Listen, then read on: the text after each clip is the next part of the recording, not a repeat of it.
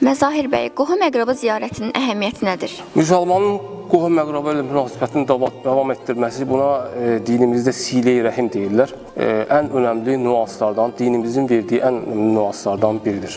Və təsadüfi deyildir ki, buna Allah-u Teala Rəhmən ismi şərifindən törəyən bir isim vermişdir, Rəhim. Və eləcə də qohum-əqraba ilə münasibəti davam etdirmək, qohum-əqraba münasibətini qorumaq imani bir məsələdir. Çünki Peyğəmbər sallallahu aleyhi və səlləm buyurur ki, Allaha və axirət gününə iman edən kəs qohumları ilə əlaqəsini üzməsin, qoparmasın buyurur. Və təsadüfi deyil ki, biz cümə günlərində hər kəs cüməyə gedir və görürük ki, imamlar belə bir ayət oxuyur adətən. İnnəllaha ya'muru bil adli vəl ihsani və itəyi zil qurba. Həqiqətən Allah ədaləti, qohumlara ihsanı və qohumlara yaxşılıq eləməyi əmr edir və hər cümədə bu müsəlmanların diqqətinə təkrar xitab olunur. Və silə-i rəhmin müsəlmana qazandırdığı faydalar isə ölçüyə gəlməz dərəcədə böyükdür.